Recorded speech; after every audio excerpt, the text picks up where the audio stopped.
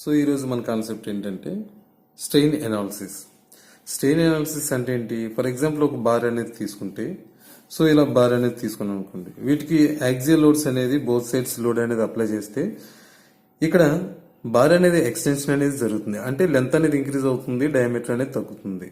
అంటే original length తో పాటు మనం లోడ్ అనేది వెరీ వెరీ స్మాల్ లోడ్ అనేది అప్లై చేస్తున్నాం కాబట్టి ఈ బార్ లెంత్ కూడా సో డెల్టా ఎల్ లెంత్ అనేది ఎక్స్టెన్షన్ అనేది జరుగుతుంది.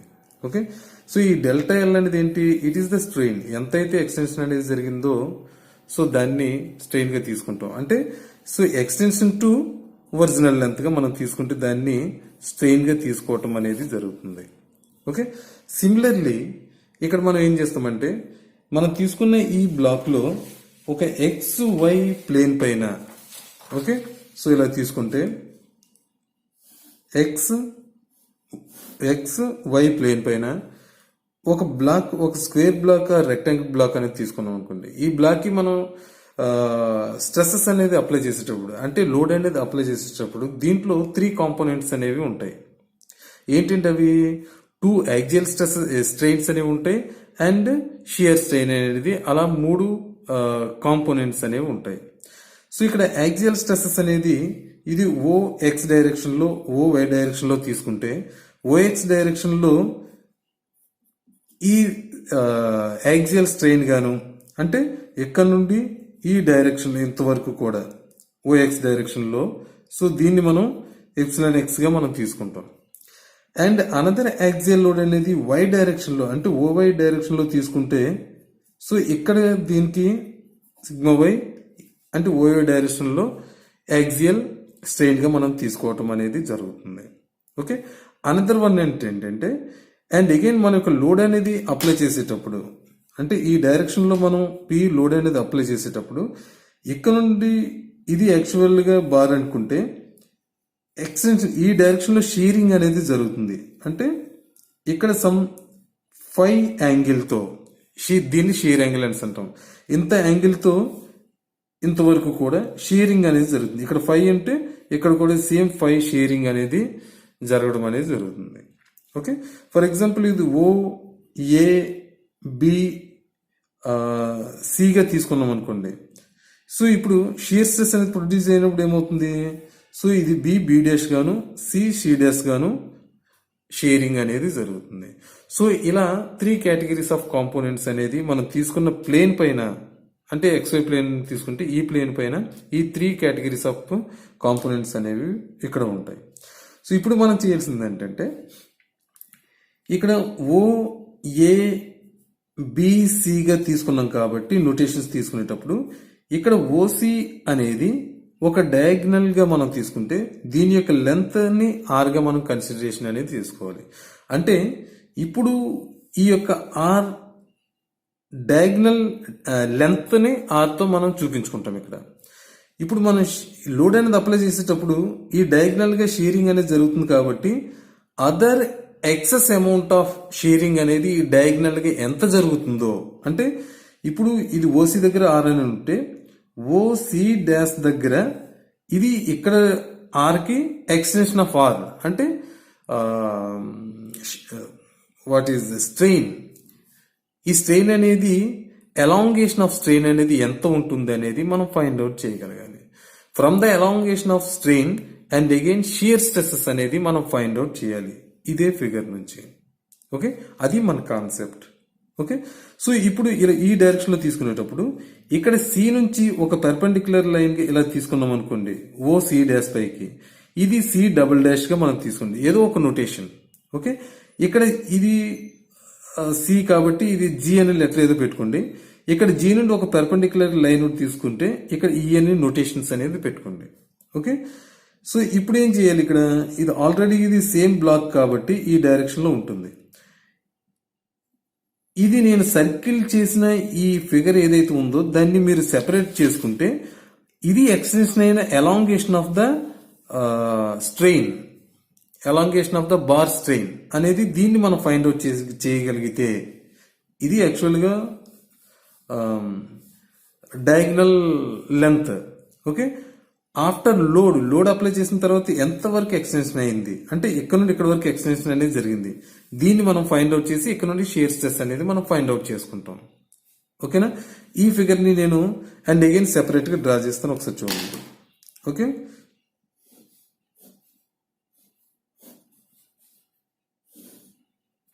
ఓకే, ఇదే ఫిగర్ కదా. సో ఈ డైరెక్షన్ లో ఉన్నదాన్నే ఇది, దీన్ని నేను ఇలా సెపరేట్ తీసుకున్నాను. Okay, at the same time so ఇప్పుడు ఇక్కడ నుండి ఇది ఓఏ అని అన్నాను. ఓఏ లెంత్ ఎంత ఉంటుంది అండ్ ఏ నుండి ఏ డాష్ వరకు లెంత్ ఎంత ఉంటుంది, ఓబి వరకు లెంత్ ఎంత ఉంటుంది, బి నుండి బి డాష్ వరకు కూడా లెంత్ ఎంత ఉంటుంది అనేది మనం ఒకసారి క్యాల్కులేషన్ ద్వారా చూడాలి. అంటే ఇప్పుడు ఇది డయాగ్నల్ ఆర్ గా తీసుకుంటే ఇది థీటాగా తీసుకోండి. థీటాగా తీసుకుంటే ఓఏ లెంత్ అనేది ఎలా మనం ఫైండ్ అవుట్ చేస్తాం? కాస్ థీటా తీసుకున్నాం అనుకోండి. కాస్ థీటా అంటే ఏంటి? OA by R. అప్పుడు ఓఏ అనే లెంత్ అనేది మనకు తెలిసిపోతుంది. ఓకే, సో ఇక్కడ కాస్ థీటా మనం తీసుకుంటున్నాం కాబట్టి ఆర్ కాస్ థీటాగా దీని యొక్క లెంత్ అనేది వస్తుంది. Okay, at the same time OX direction లో మనం తీసుకున్న ఈ what's called strains, axial strains, so sigma epsilon X గా మనం తీసుకున్నాం కాబట్టి ఈ డైరెక్షన్ లోని ఇక్కడ నుండి ఇక్కడికున్న లెంత్ అనేది ఇంటూ ఆర్ కాస్ థీటాగా తీసుకుంటాం. అంటే ఇక్కడ నుండి ఇక్కడ వరకు ఆర్ కాస్ థీటా అనేది epsilon X into R cos theta అవుతుంది. ఇప్పుడు ఈ డైరెక్షన్ ఇక్కడ కాస్ తీసుకున్నాం కాబట్టి ఆర్ కాస్ థీటా వచ్చింది. ఇప్పుడు సైన్ థీటా తీసుకో, ఏమవుతుంది ఇక్కడ? ఏ ఇదేంటి? C, AC by OC. Okay, ఇక్కడ ఏసీ అంటే ఏంటి? ఓబి అనమాట. అంటే ఇప్పుడు ఆర్ సైన్ థీటా అనేది ఓబి యొక్క లెంత్ అనేది అవుతుంది. ఓకే, బి నుండి బి డాష్ వరకు ఏమవుతుంది ఇక్కడ? And again epsilon Y into R sine theta.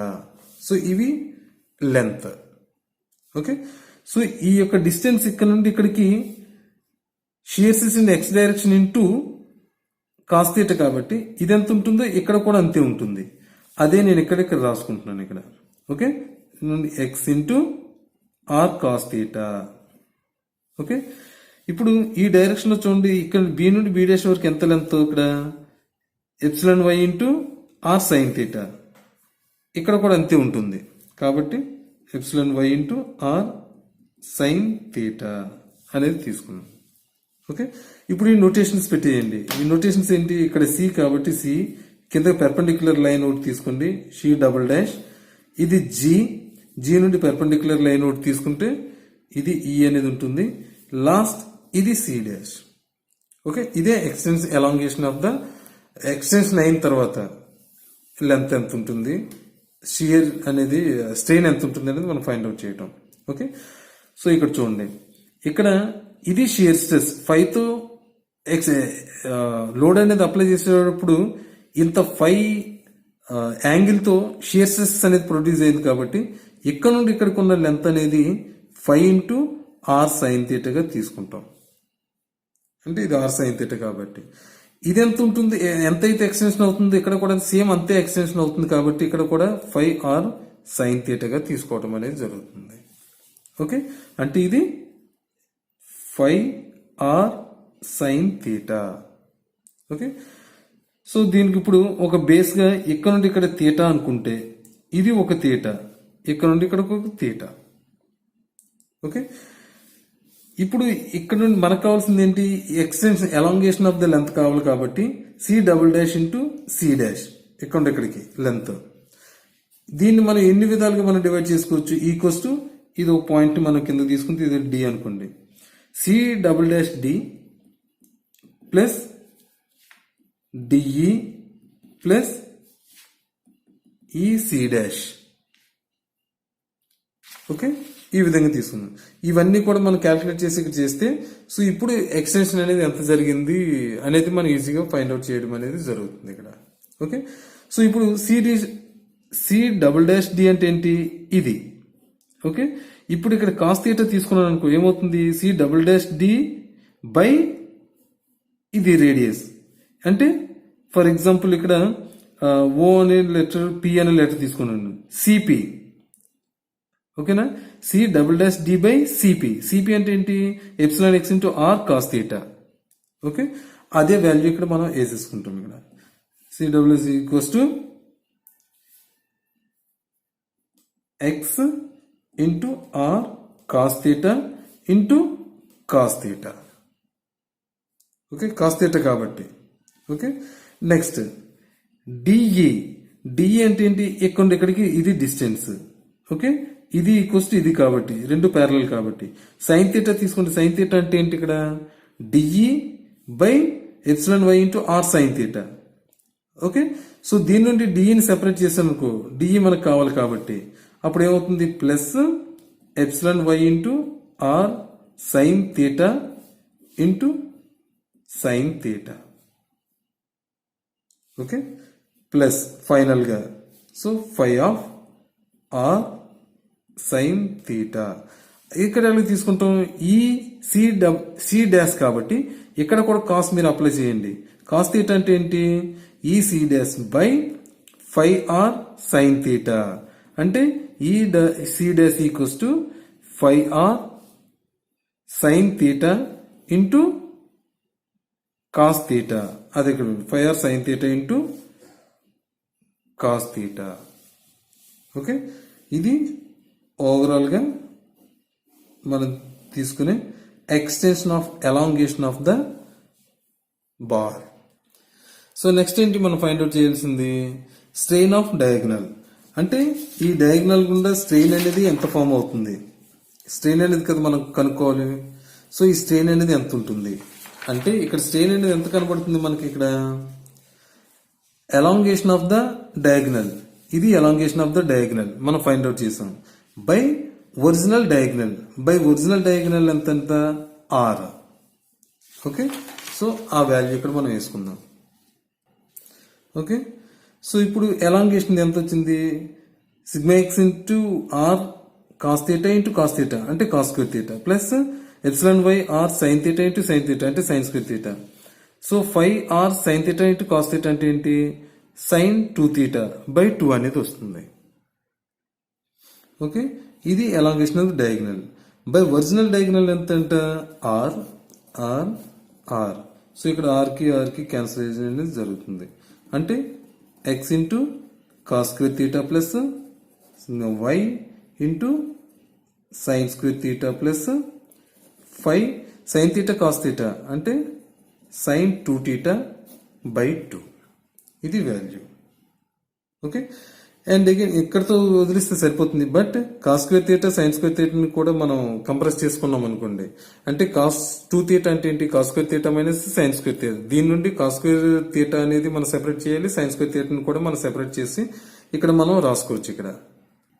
Okay, cos square theta అంటే cos square theta minus sine square theta. వీటి నుంచి ఇక్కడ సైన్ కాస్ లో మార్చుకుంటే 2 కాస్ థీటా అంటే కాస్ స్క్వేర్ థీటాని 1 ప్లస్ కాస్ 2 థీటా బై 2 గాను సైన్ స్క్వేర్ థీటాని 1 మైనస్ కాస్ 2 థీటా బై 2 గా రాసుకోవడం అనేది జరుగుతుంది. అంటే ఇప్పుడు డైరెక్ట్ చూడండి, sigma X cos square theta అంటే ఏంటి? 1 plus cos 2 theta by 2 plus sigma Y into sine square అంటే 1 minus cos 2 theta by 2 plus phi of sine 2 theta by 2. Okay, so ఇక్కడ నుండి సిగ్మా ఎక్స్. ఓకే, సో ఇక్కడ నుండి values అనేది ఇలా తీసుకున్న తర్వాత ఇండివిజువల్గా మీరు తీసుకున్న సిగ్మా ఎప్సిలాన్ ఎక్స్ ఇంటూ 1/2 గా తీసుకుంటే సో ఇలా మీరు సెపరేట్ మీరు ఇలా ఇండివిజువల్గా మీరు రాసుకోవచ్చు. రాసిన తర్వాత ఈ రెండింటిని సెపరేట్గా రాసేయండి. అండ్ కాస్ 2 థీటా ఉన్నవి సెపరేట్గా రాయండి. మిగిలింది ఇలా వదిలేసుకుంటే and remaining strain of diagonal అనేది ఈ విధంగా మీరు ఫైండ్ అవుట్ చేయవచ్చు. ఓకేనా ఫ్రెండ్స్, థ్యాంక్ యూ. అందరికి అర్థమైంది అనుకుంటాను. Please subscribe my channel and చూసిన వాళ్ళంతా కూడా లైక్ చేస్తారని కోరుకుంటున్నాను. Thank you very much.